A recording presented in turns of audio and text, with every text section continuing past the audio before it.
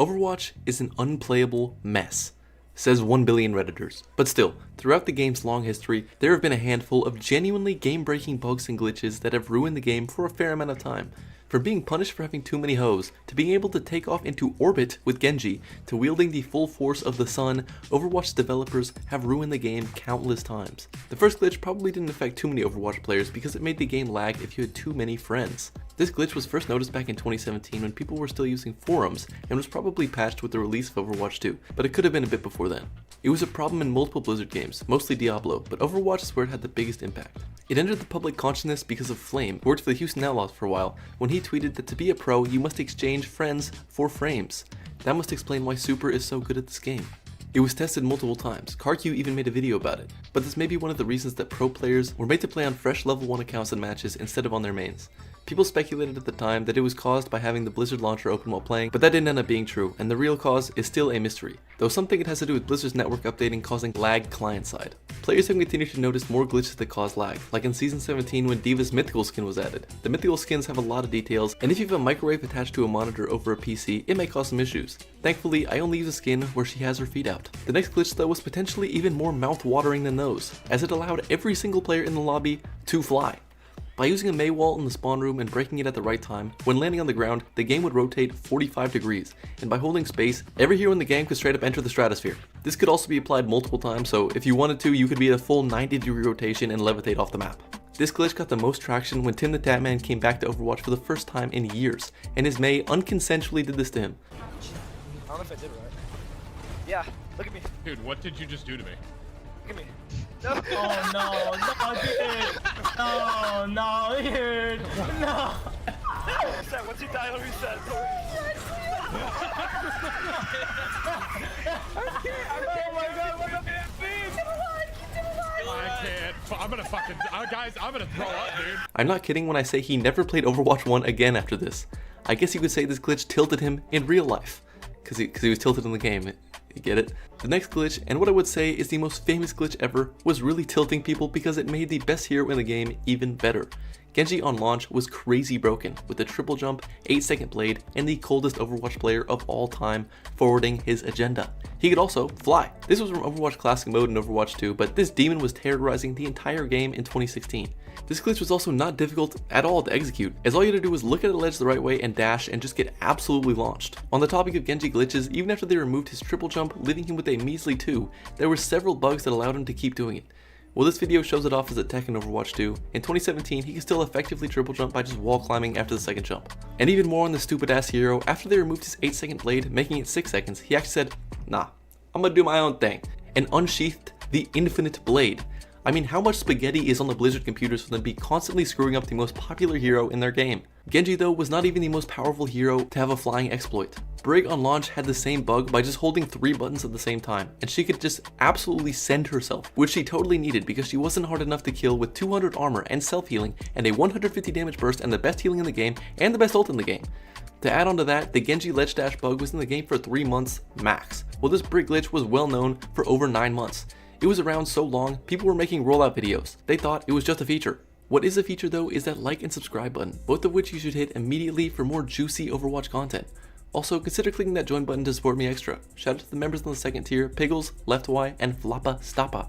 An extra special shout out to GDH Legends, God Some Good, Goop, Maple, and 07 Echo. If you want to hear your name in my videos, click that button.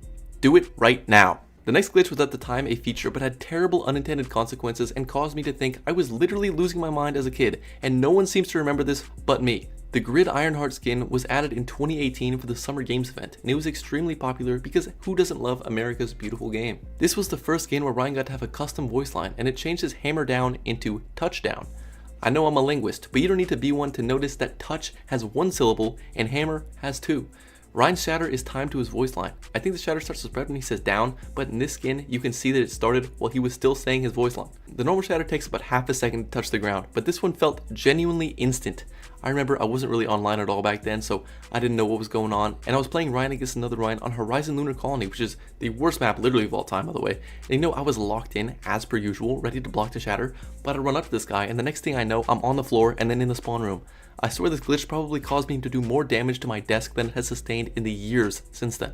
This wasn't a one-time problem, as with the new Reinhardt All Might skin, some players reported a bug where his ultimate voice lines didn't play for friendly or enemy Reinhardts, though that has been patched. Also, just look at this fantastic headline I saw when I was researching this part, just some good old-fashioned slop. I really didn't even think they made it like that anymore. This kind of makes me emotional. The following glitch was also causing some strong emotions, though it was mostly causing glaucoma and amaurosis fugax, if you know you know. Blizzard has some custom maps for the holidays, only really 2, but whatever, and one of them is Halloween Eichenwald. Eichenwald is one of my favorite maps, one of the best maps in the game, but that Halloween map was the scariest thing of the holiday season. While I was out having one of the worst days of my entire life that Halloween, true story, others were inside on the game being victimized by a lighting bug that caused beams and yellow lights specifically to be amplified 100 times in their brightness. This was most noticeable with Baptiste's lamp, Mercy's healing, and of course, Zarya's beam. This shit was piercing straight through the monitor into people's craniums and killing them in real life before they could even die in the game. Yo, wait, right click on my feet. The hand will not flinch. Oh, that's really nice. Oh yeah. Oh yeah. Oh my god! If you go on the Halloween map now, luckily things have been fixed, and Blizzard will need to pay thousands in restitution to those blinded by the 6'5 Russian. Let's reset to something a little funnier though. The first event in Overwatch history was the 2016 Summer Games, and that brought with it the famous Lucio Ball.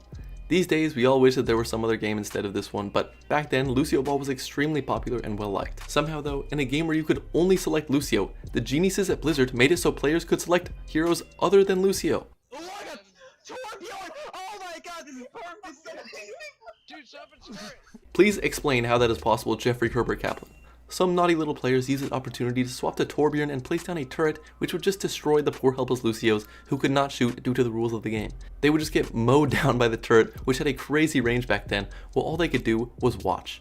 Imagine being a spectator at the Lucio Ball and a 5-foot Swedish guy pulls up and murders all the Lucios. I probably wouldn't be happy about that.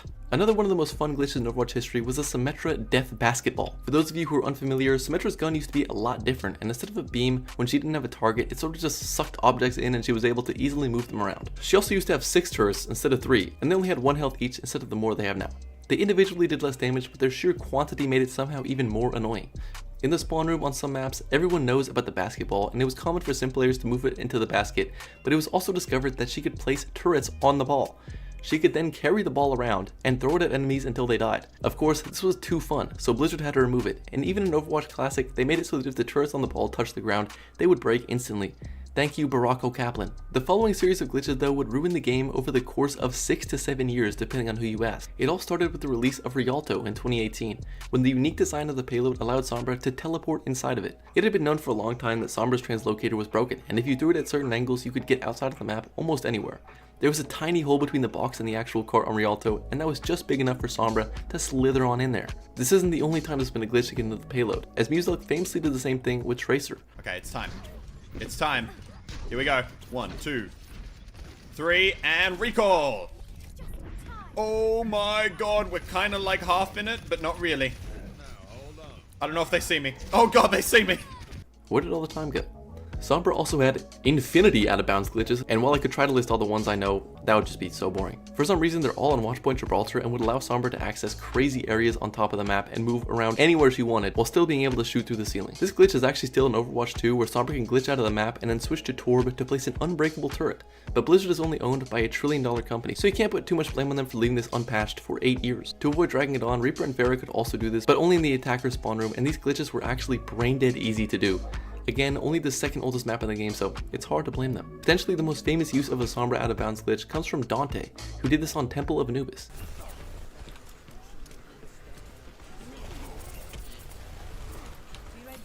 Later, bitch. 3-1 in the room. He was banned for this on Twitch, and 11-year-old me had some strong thoughts about that on Twitter. Also, thank you for deleting all your clips, Dante. I had to find that on Facebook. I'm not 1,000. I don't want to be doing all that. Sombra can still teleport into the payload as of 2022, using literally the same bug where she squeezes into small holes. The Demon of Babylon disguises herself in the clothes of the righteous. The next bug isn't a bug, but it really speaks to how stupid Blizzard developers are.